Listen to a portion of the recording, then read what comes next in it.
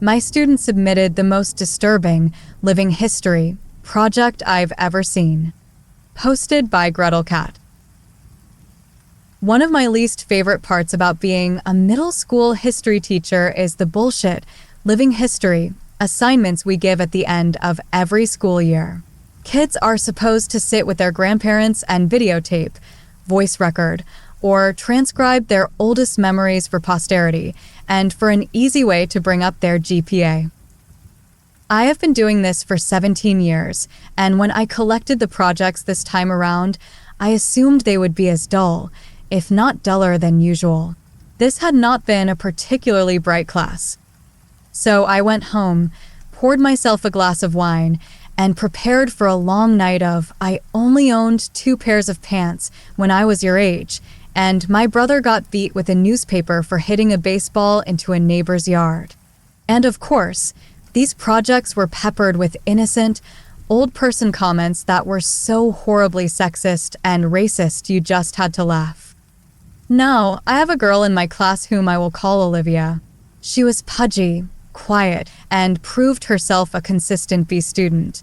I expected her project to be as unremarkable as her, and perhaps that's why I was so profoundly disturbed by what I witnessed that night.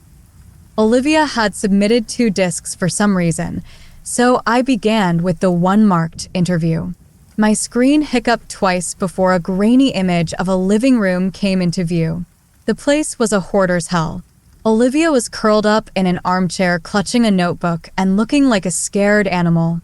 Across from her sat a man with a somber countenance, smoking a cigarette and staring at her expectantly. "Go ahead," a woman's voice whispered from behind the camera. Olivia's owlish eyes flashed towards the screen, then back to the man. "I am here with my great-uncle Stephen," she began almost inaudibly. "He is going to tell us about his oldest memories from being in the army." Great-uncle Stephen looked like he'd rather be in a goddamn trench at the moment, but he waited patiently for the questions to begin. Not surprisingly, Olivia read verbatim from the suggested questions sheet I had handed out to the students. He answered her curtly. Once or twice I heard her mother whisper, "Speak up, Olivia," from behind the camera. Typical, boring shit. So I was intrigued when Olivia set down the notebook and asked, "Did you like being in the army?" That was totally off script. Great-uncle Stephen emitted a chain smoker's wheeze. "Glad to get out of my town, though." "Where did you go?" "Balkans." "Uh-huh," she said. I doubted she knew what the Balkans were, and my suspicion was confirmed when she asked, "Was Bacchus very different from here?" "Yes." Mom cleared her throat from behind the camera, perhaps encouraging Great-uncle Stephen to be a little more forthcoming. But Olivia seemed genuinely interested. "Uncle Stephen," she asked, "what is your very worst memory from the army?"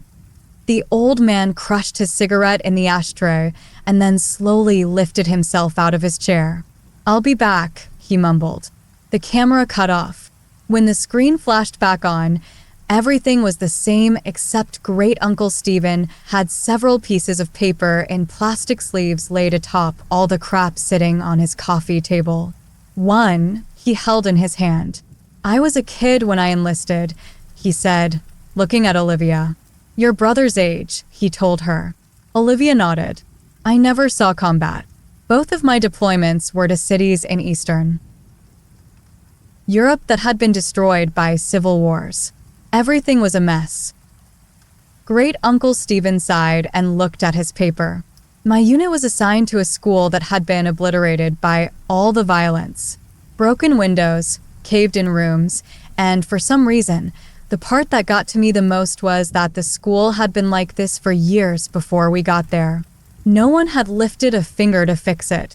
I saw kids walk by it on their way to go beg for money or whatever shit they did dash. The camera dipped towards the floor as I heard Mom whisper harshly at Great-uncle Stephen. I couldn't make out what she was saying, but it wasn't hard to imagine. "Do you want to hear this goddamn story or not?" I heard him bark in response. "Then you better let me tell it how I want." "Mom," Olivia chimed. Please stop interrupting. Are you presenting this in front of the class? No, Mom. We're just handing it in to the teacher. I'm sure he's heard the word shit before.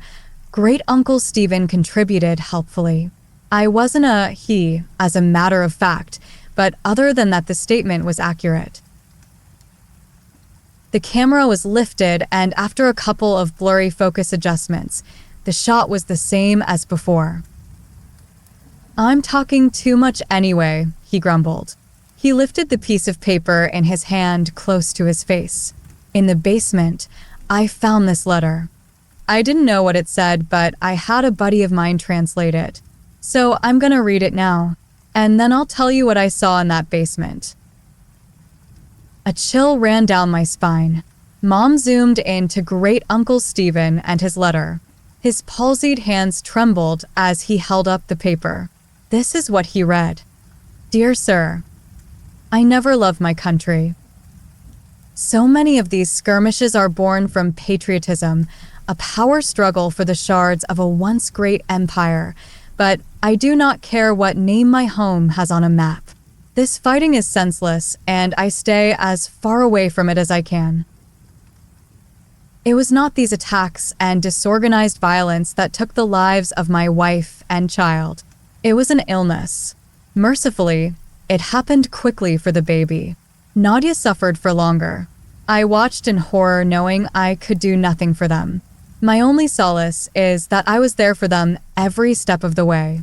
I stopped going to work one day and no one came after me. I doubt they noticed I was gone.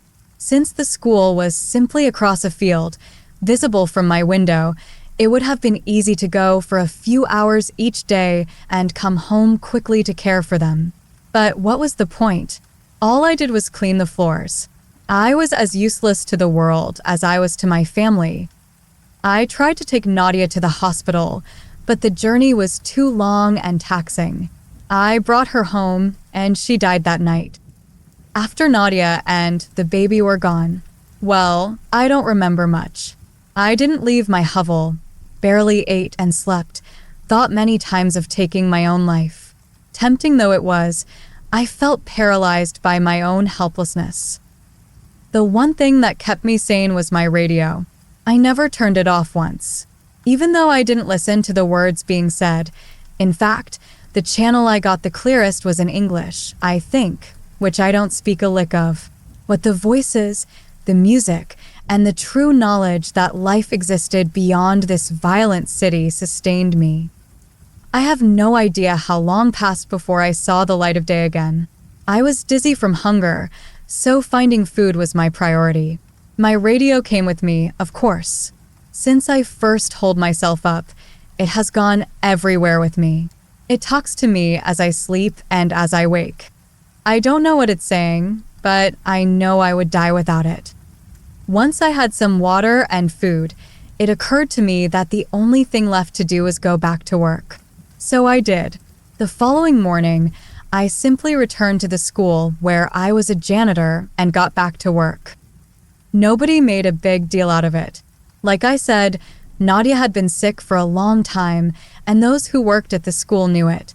I appreciate that no one had pestered me to come back to work during the hardest days of my life. The teachers never said much to me, but we smiled at each other in the halls, and that mutual respect was perhaps the reason I decided to come back at all. The place had gone to the dogs without me, so I simply grabbed my broom and rags from my closet and set to cleaning. Everyone is grateful to have me back, I know. And the best part is that nobody minds my radio. I bring it with me everywhere and keep the volume low enough not to disrupt the students. No one has ever complained. In fact, I suspect they like it. The schoolhouse is not very big, but does require a lot of maintenance. The floors are always sticky and stained, so I spend most of my time mopping. Kids make messes. I guess that's why I'm still in business. Sometimes I have to move things around to make sure I get every spot on the floor beautiful and clean, but I take pride in that. And the repairs. The school always needs tune-ups here and there, and I am happy to help. Some days I'm reconstructing a desk that broke as I whistle along with the radio.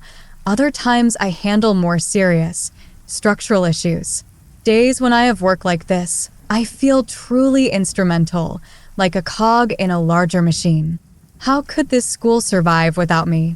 It took me a long time, but I once again feel that I have purpose. There is a larder behind the school that is full of preserved food.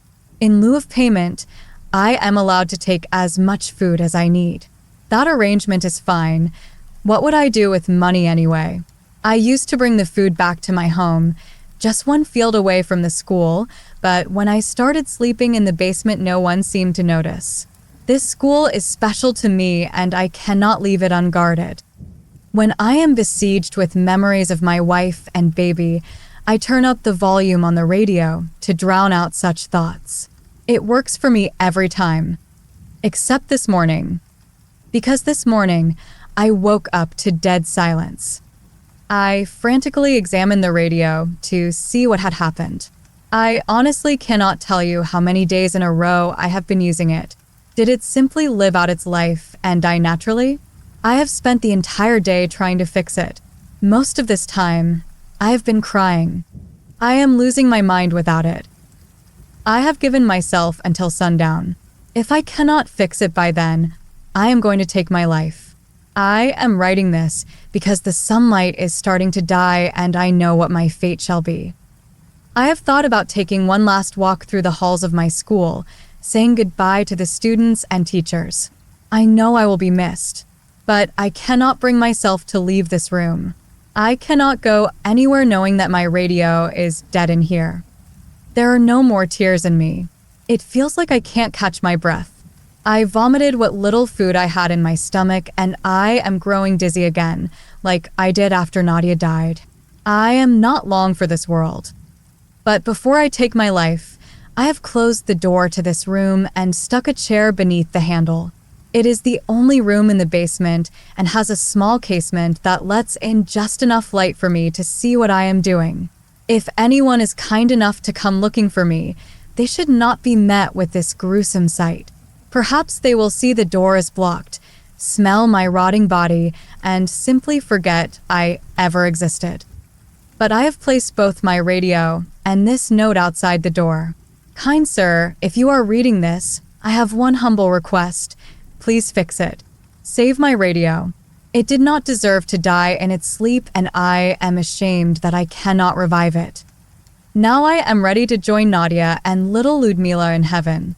I hope this school can find another janitor who loves and cares for it the way I do. The hour is now. Do not forget my radio. When Mom zoomed back out, Olivia had tears in her eyes. Thank you for sharing, Uncle Stephen, Mom said, her voice choking. I think we have enough. Wait, Olivia chirped. He said there's more. What did you find? Before Great Uncle Stephen could open his mouth, the image disappeared. My jaw dropped. Was that it? What did Great Uncle Stephen see? I promptly remembered that there was a second disc. This one was unmarked, but I hoped it contained the rest of the interview. There was no video, only audio. The voice that started up was Olivia's. I'm sorry about my mom, but she refused to record the rest of what my uncle was saying. But I asked him to continue and secretly recorded the story as a voice memo on my phone. I remember you said earlier this year that history is written by the people who win wars. She sucked in a breath and commenced crying. But everyone's history is important, even if they are sad, pathetic people, and even if they never won a single thing in their life. I haven't slept through the night since I finished this project, but you have to hear what my uncle has to say. There were tears in my eyes, too. The sincerity of her words was beautiful. I was also flattered that she had remembered some trite phrase I threw around because it was what my history teachers said to me. Before I got too sappy over it, the audio began again. Fine, came Mom's frustrated voice.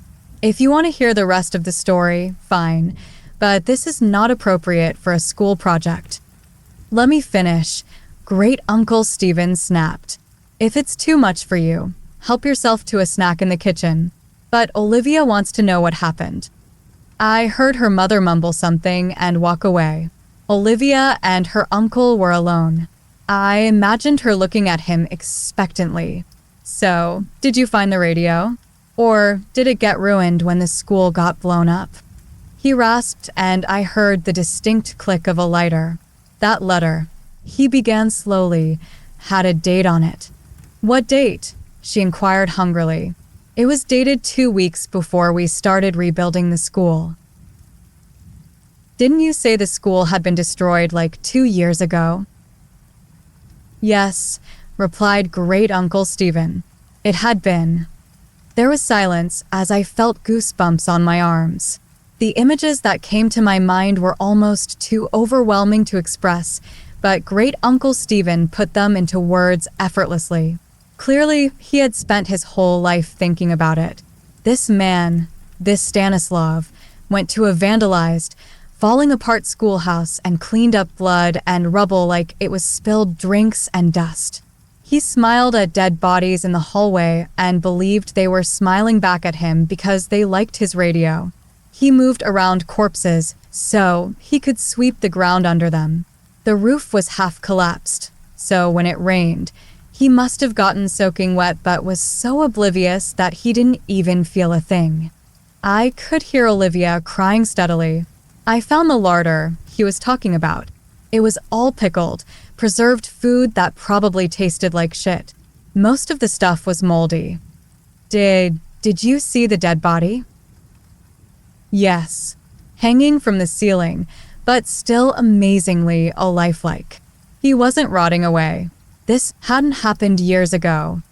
Did he look peaceful? She asked, a chord of desperation in her voice. Couldn't tell you. The smell was rank, and his face was blue and his eyes were bulging. Like this. I imagined him demonstrating. And the radio? Olivia wept.